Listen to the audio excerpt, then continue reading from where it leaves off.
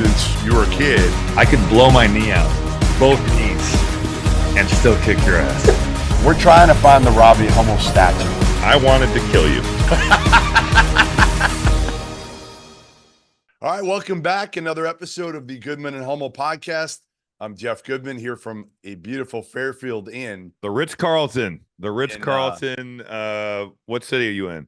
We are in Auburn, Massachusetts. We were driving back late last night. Went to Providence, then UConn. Then my wife was driving up. I flew to Providence. My wife wanted to spend a couple extra days in the 70-degree weather in Charleston. So she drove up, stopped at her brother's in Virginia. And then after the UConn game, I got in the car with Doster. He lives in Philly. We drove towards Philly. We met halfway as my wife was driving. You don't really understand geography up here in the Northeast, but he was driving south. My wife was driving north. We met at MetLife Stadium, and I got in the car with her, drove home, and it was really bad. So I stopped about an hour and a half short. Didn't want to, risk my wife's life more than mine. Of course. So. What is it like driving with Rob Doster? Like, especially on the way to a UConn game where he is like highly motivated to make it there. Oh, he wants to make it there because he's like a god in UConn. Like they love him at UConn. It's probably the only place. Yeah, it's the only place, probably including his own house, that he's revered. And he goes there, and everybody loves him. Everybody, maybe not Dan Hurley, but everybody else loves him at UConn. And it was, have you seen his car? It's just like orangey. I should have taken a picture of it. I don't even know what it is, but it's like orange. What do you mean really you don't know orange. What it is? What does he have? Like a foreign car that you've never heard of? No, I just didn't even bother looking at what it was. Okay, I thought you had never heard of the brand. No, he had like an off-brand car. It's not like a bright orange. It's almost like a burnt orange. It's almost like if he went to Texas. It's the horns down mobile. Yeah, it's a horns down mobile. That's what we should call it. All right, we'll get to your UConn. What you saw at UConn in person, but I want to first ask you about Providence, because from watching on TV before the Indiana-Illinois game, which started at 2, and your guys came on at what? It was 11. Yeah, you guys started at 11 Central, noon Eastern. It looked insane, and you guys were at the bar before. We did. We got in late. So take us through. Before. Yeah, we got in through what it was like. Super late. We went to a bar called Murphy's the night before. It was the only place open that we could get food. So Dawson and I went there, and it was kind of quiet at that point. And then they said there, hey, you should come back at 9 a.m. because it gets crazy. We open at 9 a.m. I guess on only basketball Saturdays, or they always are open at 9 a.m. I think they're always open, but he said, the bartender was like, tomorrow it's going to be electric, 9 a.m., people waiting. So we got over there, I think about 9:15, and line out the door, like 30, 40 people line out the door. There are a couple other bars around the corner that opened at 10 that had the same deal. And already the students were lined up outside. It's cold as shit. How close is this to the arena? Like pretty close? Arena's right there. It's okay, great. So that's downtown Providence. Cool. Now the students can't walk it from campus to the arena. It's probably maybe 10 minutes or so. But and there's only, I think Providence College is like 6,000 students total. It's not a big school. It's kind of, small Catholic Big East school, but it felt like everybody was there. So, I walk in, I want to get a picture of the bar. And so I literally walk in, Rob, and I don't know if you saw the video, but I walk in, and right away it's F. Jeff Goodman over. And I'm like, anyway, so we bought some of the kids there. We bought like 25 beers for some of those kids that were there. Yeah. So you bribed them to stop chanting that. I didn't bribe them. I mean, again, you know how it is. Illinois fans now hate you. We'll get to you that later. But once most of the fans are really cool, once you get a chance to meet them and you talk to them and they're like, okay, you know what? He's not really an asshole. Now there are some that it doesn't matter. And honestly, I think some of the adults are worse, Rob. The students are students. Yeah, right. They can be knuckleheads like you and I were when we were students, but The adults are the ones when I'm walking by them inside the arena and they say something and they've just got that look on their face. It's like how you say it. Like you can call me whatever you want to call me. I don't care. But like it's how you say these things that is like, and actually one of the guys was a Georgetown fan. One of these guys who's yelled at me everywhere I've been that I walk into a Georgetown game. This one dude, older dude, like berates me. But why? What have you said about Georgetown? That they stink. I said Well, John they Thompson do. the third stunk. They I do said stink. Patrick Ewing stunk. Like Ed Cooley's going to get this program going. All right. So anyway, let's get to the actual game. So we walk in, and I had been at the Chris Beard return to Lubbock, and that was insane, Rob. Insane. They almost tipped his bus the day before. And then you go into the arena and you just felt it. Like you felt like this was going to be their Super Bowl forever. And you felt it at Providence, but I didn't feel it in quite the same way. And I was kind of, honestly, I was scared when I heard Ed Cooley was bringing his wife and son. Yeah. His son's older. His son's like 26, Isaiah. But I just felt like, man, why are you going to bring him into this type of atmosphere, Rob? Like something could happen. Did you get to talk to Cooley before the game? I was texting with him the night before, and then I talked with him. So you didn't see him before the game? Saw him as he walked in the building. And he told me to come back to the locker room, but I was like, you know what? I'm not bothering him at this point. Like, there's no point. For what? Cooley knows how to handle things. Mm-hmm. He does. Like, if there's any, I've said this, I'm not sure there's anybody better with people than Ed Cooley in this profession. Like, literally, he might be number one. I know, like, you could say, like, Tom Izzo. There's some people you've been around. Matt Painter's great with people. But, like, Cooley. No, he's really good. Yeah, he's really he just good. Gets it. And that's why Providence fans, I think, for a variety of reasons, right? One was he left Providence. He's from there to go to not even what they consider as a lateral job, but a worse job because it's been awful. So it was a gut punch for that, but it was a gut punch for the fact that his kind of connection to the community, him being one of their own, him saying like, I love Providence. This is where I always want to be. And then leaving.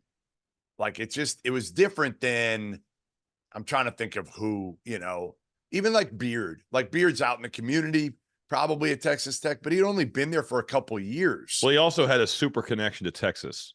That's right. You couldn't deny that he was a manager at Texas. Yeah. Yeah. He graduated from there. Whereas with Cooley being from Providence and saying some of those things, that's going to really stoke some resentment if the situation changes. Should I watch? I saw that there's a documentary called Divine Providence out. Should I watch that to get the backstory? No, it was disgusting. It was disgusting. I can't believe it was like an hour 20. Yeah, no. An hour 20 of somebody just making that. But that shows how pissed people were. Yes. You're going to make an hour and 20-minute documentary over a coach leaving to go to another school. That's insane. That is wild. And again, here's what I'll say too, Rob. Like, I was worried about the Providence students throwing stuff, saying stuff that I thought was over the top. They said a few chants that I thought I wouldn't have been. Yeah, but it wasn't like crazy. No, it was worse. So are you saying it wasn't as bad as you thought it was going to be? Lubbock was much worse, in my opinion. It was more relentless. Like, they were on Beard the entire game in Lubbock, and they have 5,500 students in the arena. I mean, that student section is crazy. Yeah. I think a 12:30 start probably helped Ed Cooley a little bit, but they hadn't had a chance to drink quite as much. Well, it just hadn't been all day. It wasn't like, hey, let's start at 11. We'll go to the game at 8. Like, that's when you get into trouble there. That's when you get into trouble. It was wild because the game was close, Rob. Like, everybody thought they were going to pound them. And then all of a sudden you look up with a couple minutes left and you're like, oh shit. They're losing. Well, you think about how big of a win that is for Kim English. I mean, just from the sense of like, you lose that game and people would have been, wow. No, they would have been like, he's not the right guy. Like, literally, they would have been thinking like, well, I don't know. And Devin Carter, as I said after the game, like, he was that dude should never pay for another anything. Everything he buys should be on the house. The man that took down Ed Cooley in his return. Well, because but I will say, and not to just keep beating this into submission, there's a flagrant foul at the end of that game that is just abysmal. And it literally ruined the end of the game. Yep. It gave the game to Providence. And that's been happening a lot lately with the flagrant fouls. A lot. Yeah, Ed Cooley kept yelling 7-point play. He's right. That's a terrible call. And I think the rule needs to be looked at in the offseason. Yeah, we should get a couple, you know what, remind me in the offseason, in between your rounds of golf, we'll get a few of the officials on here, maybe the coordinators, John Higgins, a couple other guys. That'd be great. I actually think that would be a great conversation overall to talk about a variety of subjects, including the flagrant one. Yeah. So yeah, Providence, I think what they did, I think they instilled enough fear into the fans too, where they basically said, like, if you're caught throwing anything and everything's going to be on video, you will be expelled. You won't be suspended. You'll be expelled. But I think that's how it should be like that. If you want to throw stuff on the floor at a sporting event, that's fair game. You know, it should be like that all the time. Doster said there was one fan that threw something at me when I walked across. Like nothing at Cooley, but one fan threw something at me. Did it get close to you? He said it did. I didn't see it. Doster, he's probably making that up.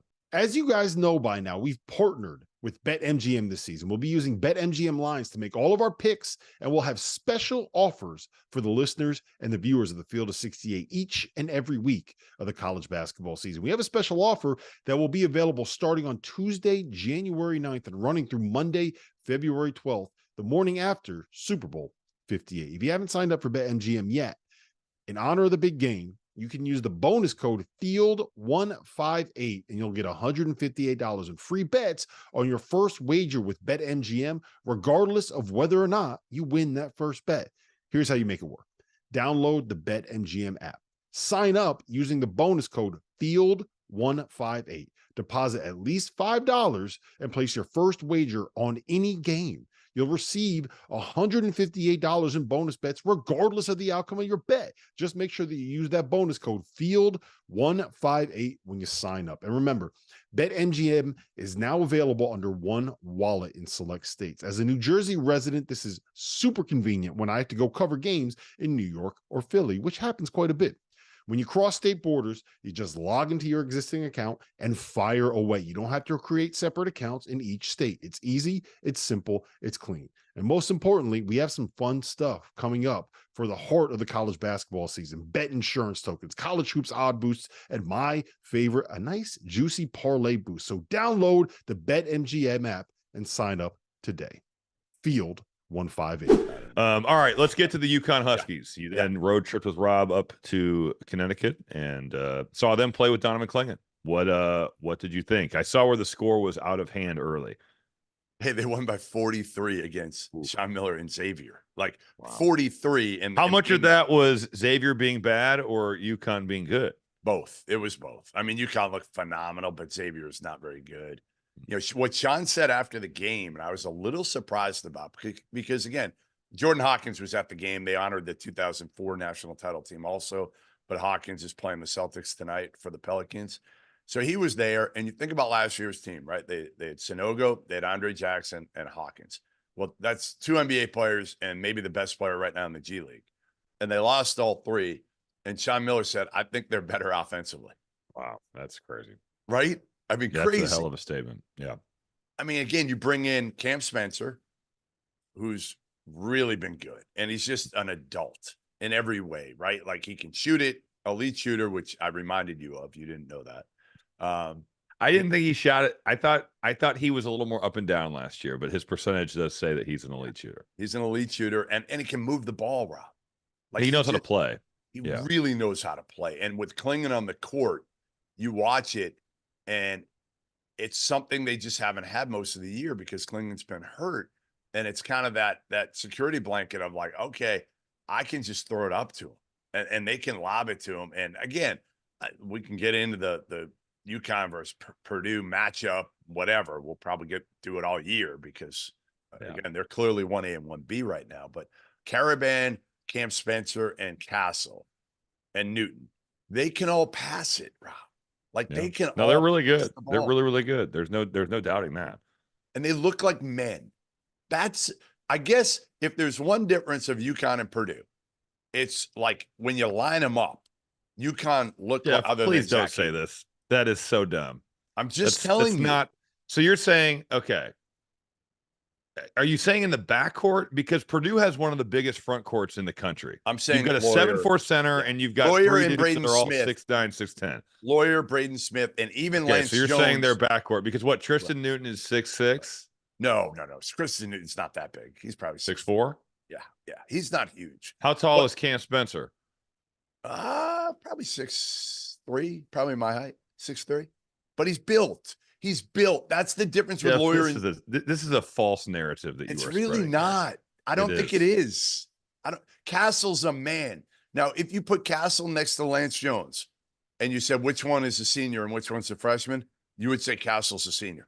What is Castle's size? 6'5" and built and athletic, and so their guards are bigger than Purdue's guards. But to just make it sound like you have like the Boys and Girls Club All-Stars against this college basketball team is really, really dumb. I'm not. But okay, their backcourt is bigger. I got you. Lawyer's the one I worry about. Well, he's got the most size from a height perspective, but he's the one that physically is probably the one that is the least physical. And he's up and down.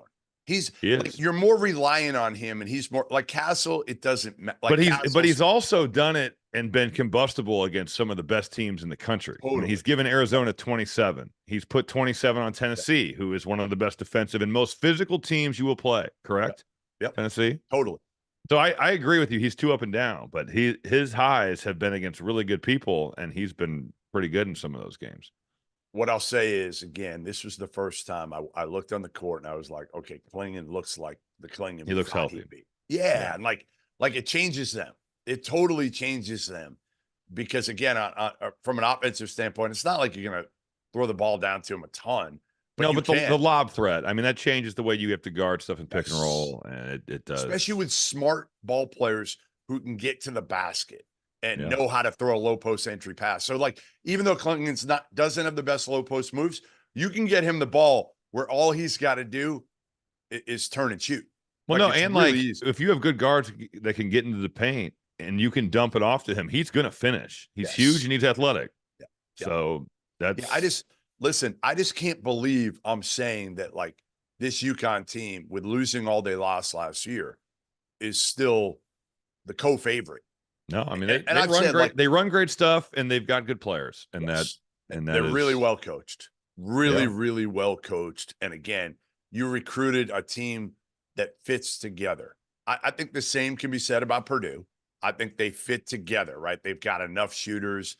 They've got obviously the big boy down low. The question for me is, can Clingan, well, from a size standpoint, he should be able to guard Zach Edey. Yeah, but I think foul trouble is what Zach Edey has put on every team he's played. And he'll do the same.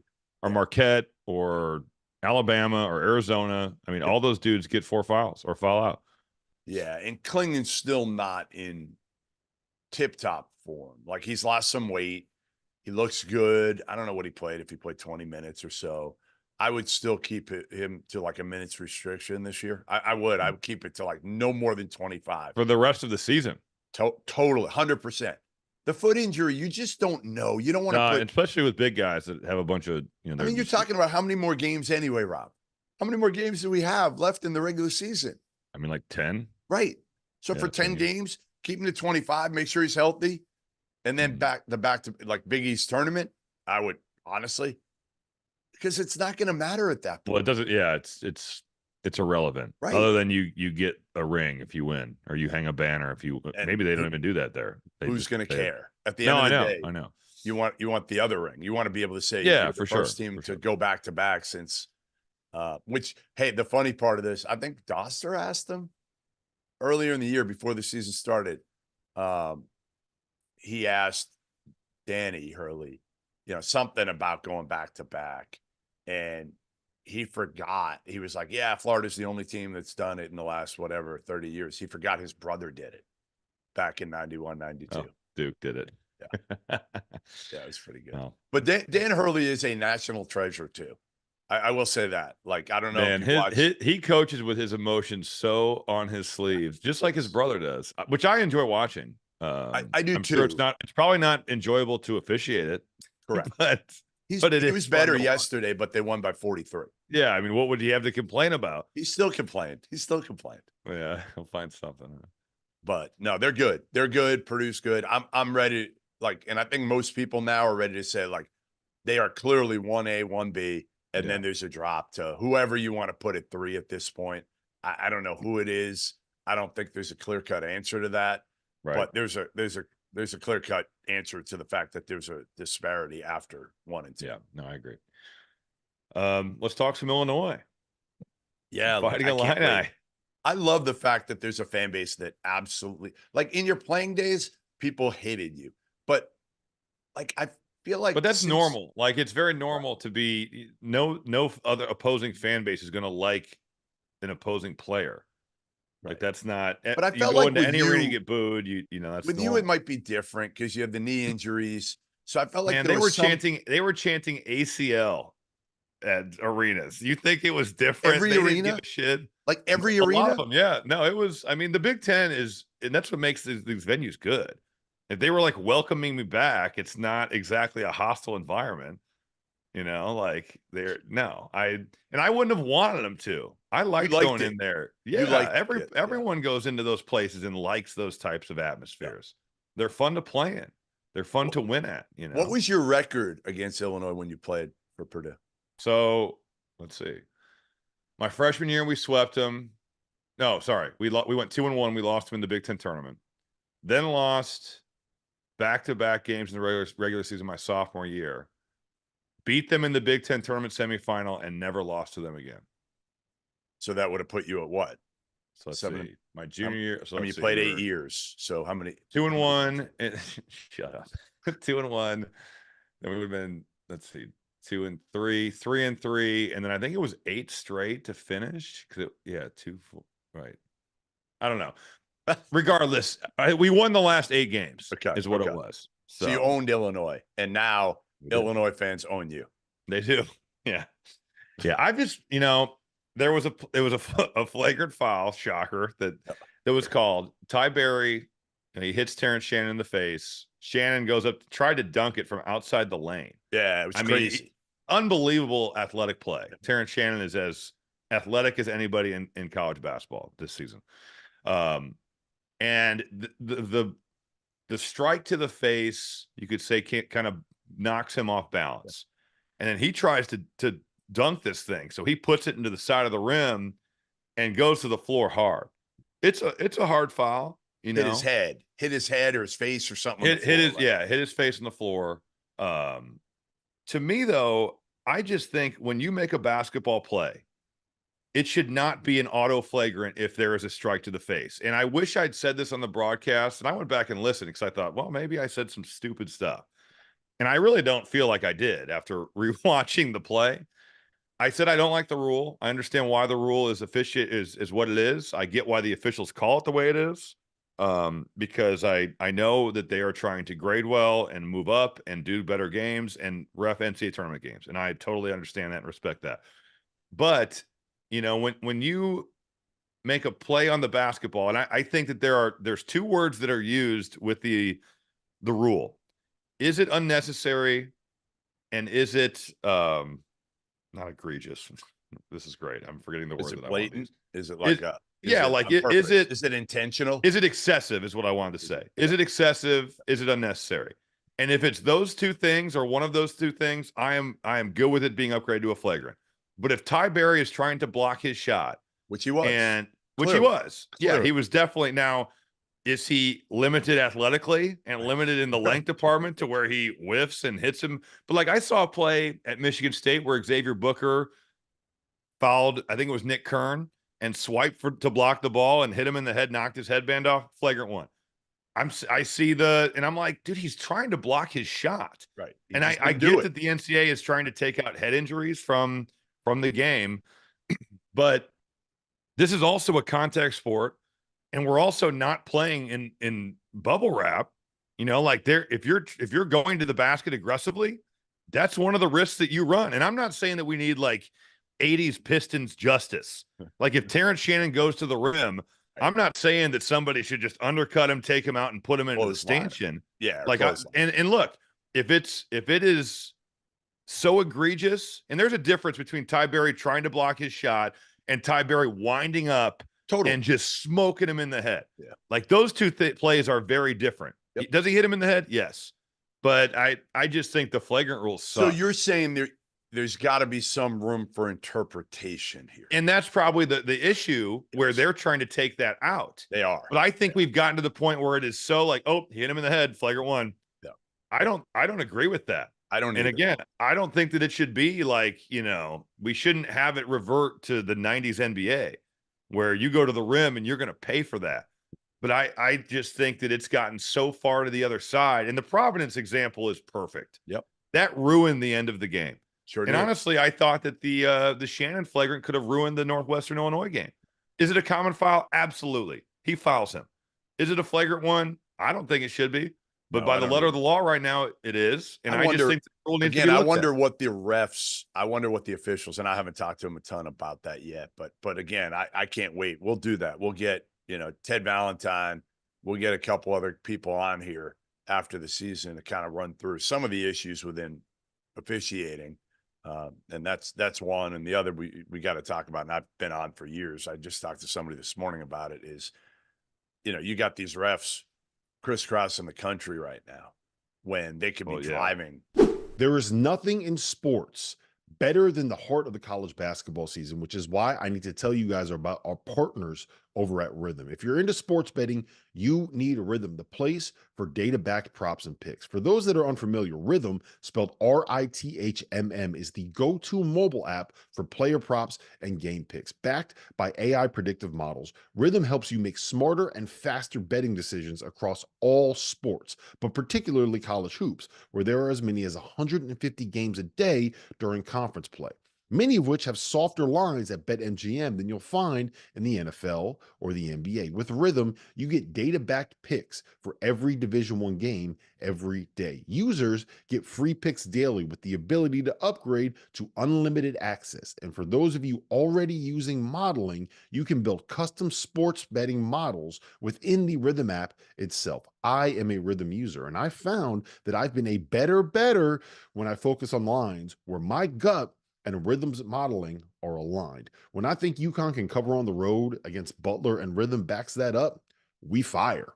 But Rhythm also helps lead you to plays that you didn't know you needed to make. Like, for example, when the data says bet the over in UMass Lowell versus New Hampshire because you have a 61% edge on that line, you bet the over and you bink. So if you want to increase your edge and win more bets, go to the link in the description below and download Rhythm today. That's RITHMM, the place for data-backed props and picks. I think that's the thing. Like, I don't think people see an issue if you're doing like, hey, I'm at Iowa State one night and I'm at Iowa the next. But it's like when you're in. I think Bert Smith. Here's one. Somebody just told me, and I haven't checked on it, but Bert Smith did a Duke game Saturday night at 7, and then I think he had Wichita State Sunday afternoon at 3:00. Yeah, I mean, that's like, how do you do that? There's no direct. That would be hard to announce. Correct. Nonetheless, right. Officiate. Yes. Like, you think about announcing, you're sitting on your ass and just talking, right. But you would still be. That'd be a hard travel day. Totally. You gotta. That would be tough. Yep, no doubt. You know what else is tough right now? Being an Ohio State Buckeyes fan. That's true. For both football and basketball, right? I mean, football. Well, I think they're football. What, they've gotten all these transfers now that they. Well, I'm just talking about the fact that they've been owned by Michigan.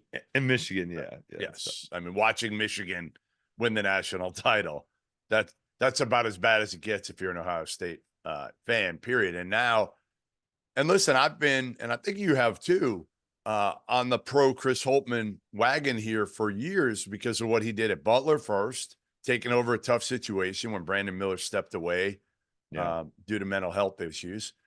And then obviously what he did at Ohio State, he took over a program that was kind of in shambles. I mean, they fired Thad Matta. Thad Matta was like revered. Final Fours. You were there when he had it rolling. Like, that program awesome. Was unbelievable. Yeah. The talent, the fact they were always nationally relevant and in contention for Final Four, like you had them preseason top 10 every year, they had fallen off. And a lot of it was, Thad's health certainly contributed to that. And they hire Chris Holtmann, and he gets the program back pretty quick. Like they go to the tournament basically every year. And then last year was an abomination, Rob. Absolute abomination. And it's kind of started similar. I mean, it was a January loss to Purdue that put them in just a tailspin, and they could not get out of it. And now I think the question would have to be, is that what they're in right now? Right. They started, I think, 12 and 2, and they've lost 5 of their last 6.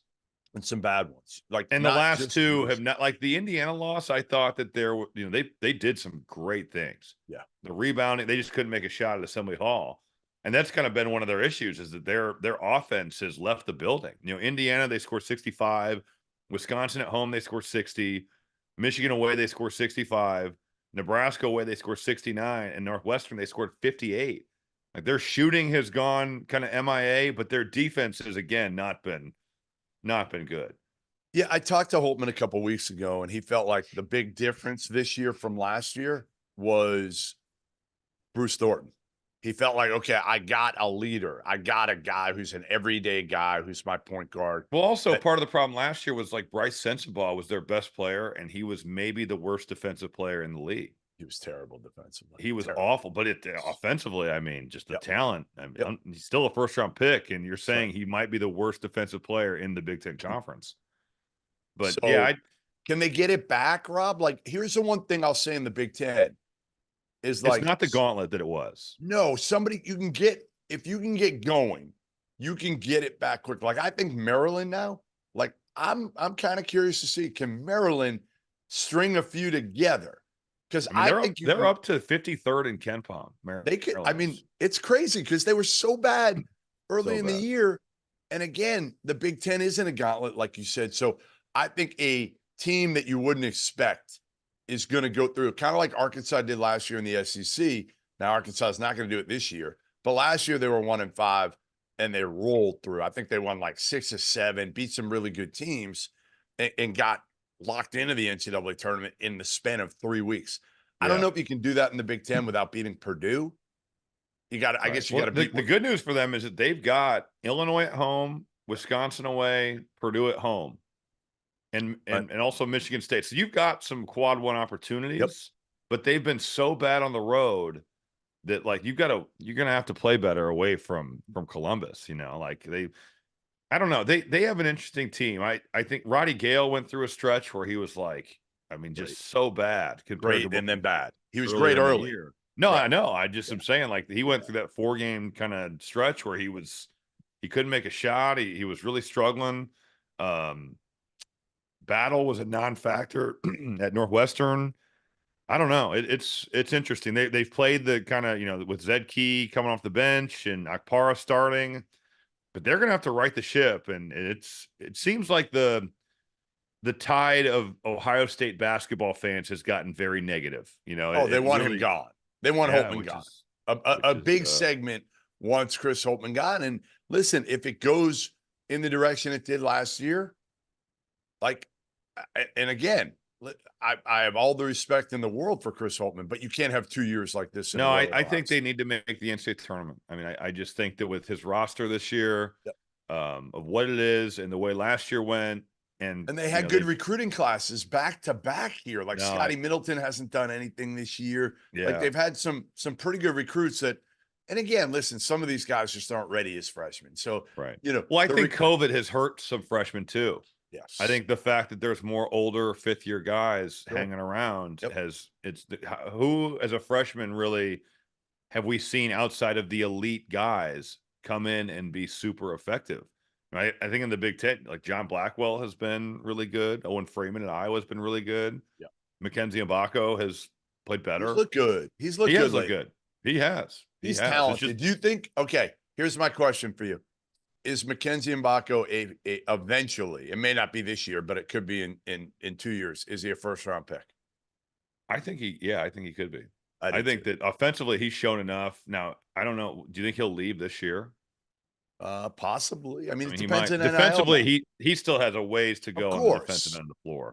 But you gotta remember, he's made strides though. Early in the year, he was almost unplayable on correct. defense, and he still messes some stuff up, but he's not like egregiously Bryce Sensenbaugh in the team. No, He's no, not he's doing not. that. You know I what? it's just crazy. He's the only guy in Indiana's roster that can make a three, and no one made a three at Illinois on Sunday. That's what I said. I said I could play for that Indiana team. I can't shoot from three either. Like, why can't I could play? I fit right in. Guarding? Who are you guarding out there? Yeah, good point. I'm not really guarding anybody. You're not rebounding. You're not guarding. We know you can't shoot. I'm a ball. I heard from Rob Doster. Rob told us that you tried to throw a baseball pass and couldn't cross half court. All I'm going to tell you is I'm going to throw a football further than Rob Doster in Phoenix. I love that you guys are going to have like the Rob and Jeff Olympics. Trust me, I'm not ready for that after being 2 months in Charleston and gaining about 10 pounds. I'm not ready for that. You're supposed to be. Have you bought the jersey yet? No, I got to buy it. I put it on you. I said to you, I don't have time. I will pay whatever it costs. No, can't you get it through Purdue? Like, how can you not? You have jerseys. Bring one out. Bring one to Phoenix. They can't be ruined. They're immaculate. I can't have you spilling, drinks on these. If we were in New Orleans, we can't be having you spill. What are those drinks in New Orleans called? The that are like loaded with sugar. What are they, hurricanes? Yeah, the Hurricanes. The Hurricanes. Whatever. We can't have you spilling whatever Phoenix. Listen, my guess is, hey, mom and dad Hummel have like, I picture like a shrine to you at the house with like every jersey you've ever worn. They do not. All those 3-on-3 cards, the basketball cards, the generic ones. That was a very lucrative deal with Topps. I don't know why you make fun of that. That was very lucrative. I remember like I went through a phase during the pandemic of like, I'm going to buy a couple cards. I bought a Robbie Hummel 3-on-3 card. I bought a Jordan Love rookie football card. The Jordan Love has skyrocketed and the Hummel card has just plummeted. Big news, guys. I am thrilled to announce that we have partnered with Autograph, a company founded by the GOAT himself, Tom Brady. The Autograph fandom app gives you access to the best college hoops content, fan contests, and exclusive rewards like discounted tickets, all for doing the things that diehard fans like you already do, following your favorite team in the news and listening to podcasts just like this one. When Tom, and yes, I am calling him Tom, we're on a first-name basis these days, co-founded Autograph, he had one mission in mind: change the fan experience for the better. It works like this. You get all of your college hoops content you want in one place. You get articles from your favorite writers, pods from your favorite hosts, contests from your favorite creators, all on the feeds and the sites that you already enjoy. But instead of having to go to all these different places, it all comes to you in one spot, the Autograph fandom app. But here's the best part. The more content that you consume, the higher you rank in the app. As you consider the level up in status on the app, you can unlock unique rewards curated exclusively for you. So download the free Autograph app in the App Store and use the referral code F68, that's F68, or tap in at the link in the description below or in the podcast app of your choosing to start earning points for doing something as normal as listening to this very podcast.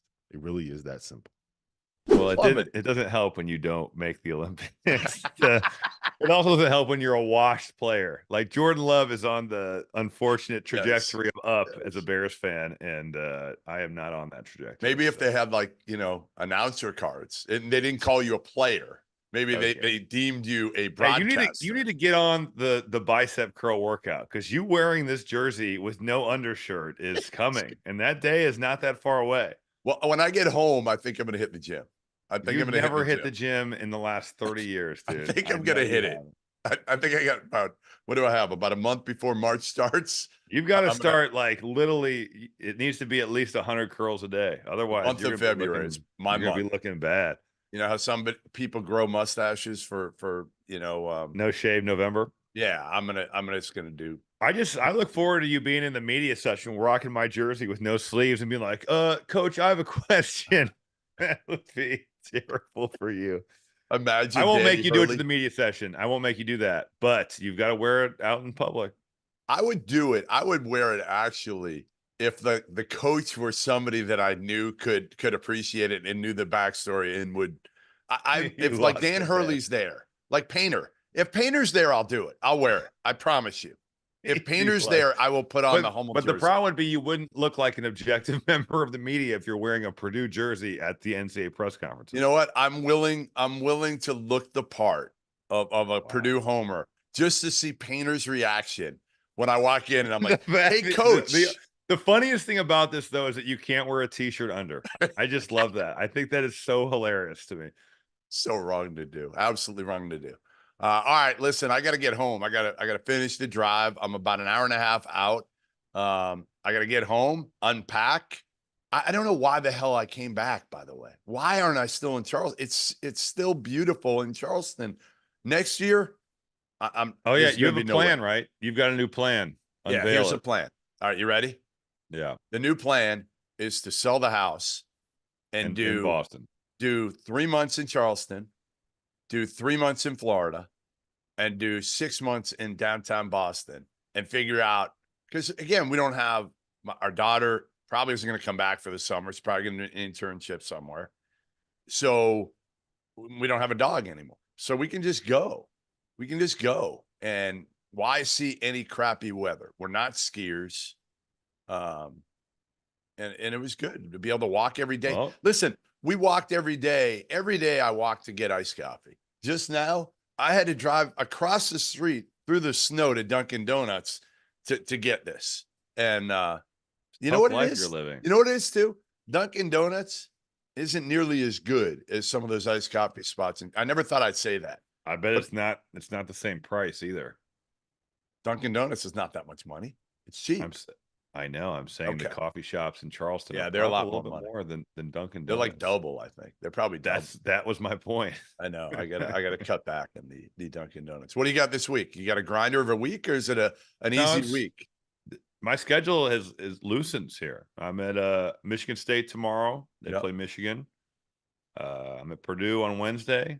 They play Northwestern in a rematch of that game in December. Ooh, yeah.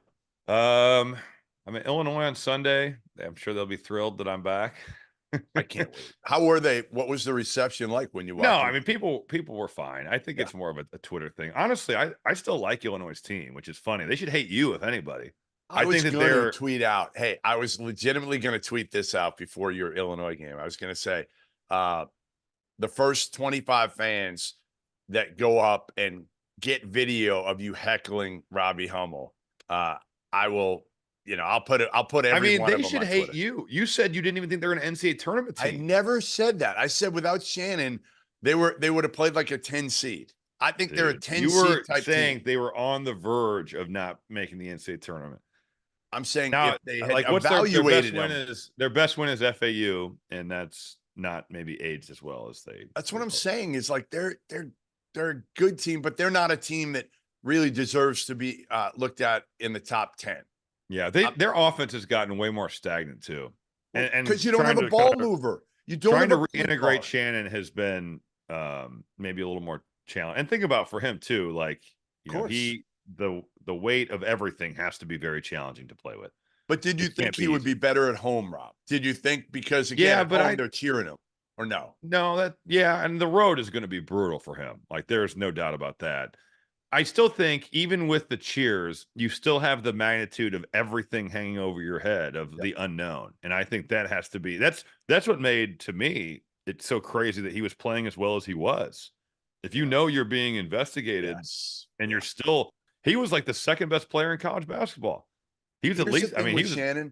Here's the thing with Terrence Shannon too. And I don't know him super, super well, but I know him well enough. And I know people around him well enough to know, like, I think he's a sensitive kid.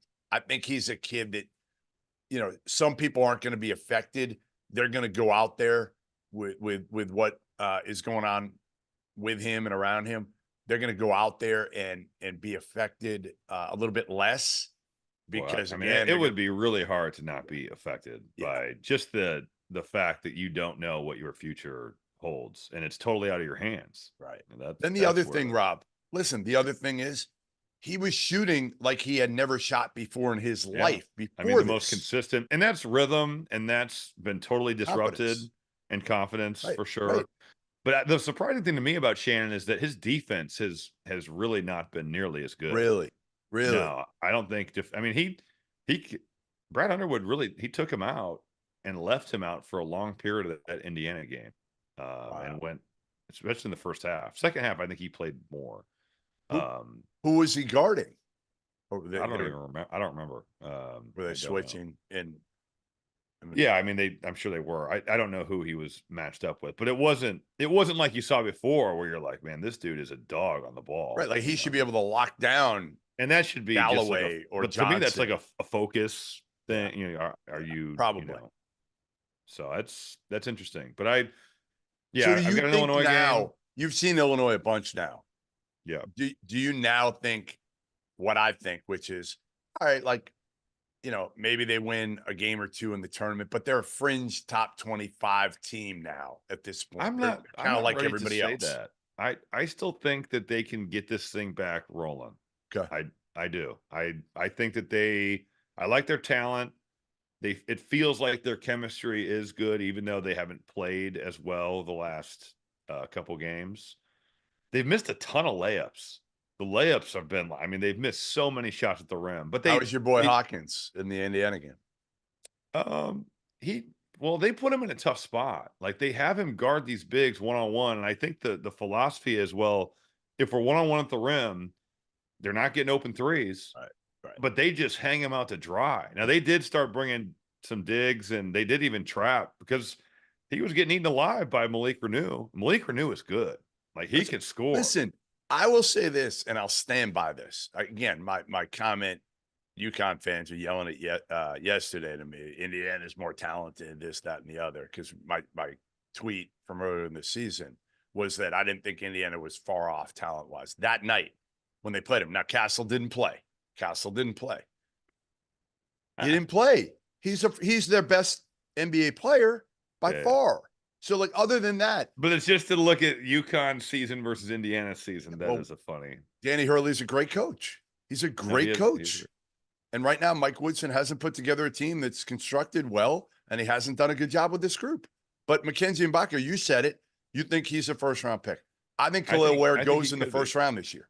I do. Yeah. I think he gets drafted in the 20 to 30. Their issue is not their front court. Their issue is their backcourt. Yes. That's where Indiana's issues lie. Totally, 100%. If they had Galloway coming off the bench and Xavier Johnson was healthy and playing, again, he doesn't have to be great, but average 12 and 5 and take care of the ball and shoot it, right? And make your shots. His shot's funky, but he's made it over the last couple of years. But now his confidence was completely shot. He's hurt. He missed a bunch of free throws at the end of the game. Did he? Yeah. Anyway, all right. I'm out. Thanks for joining us, Goodman and Hummel pod. Rob, get your rest this week, and next week I'll be back home doing it. So we'll see you next week. Goodman and Hummel podcast, and we got Robbie Hummel. I'd known you since you were a kid. I could blow my knee out, both knees, and still kick your ass. We're trying to find the Robbie Hummel statue. I wanted to kill you.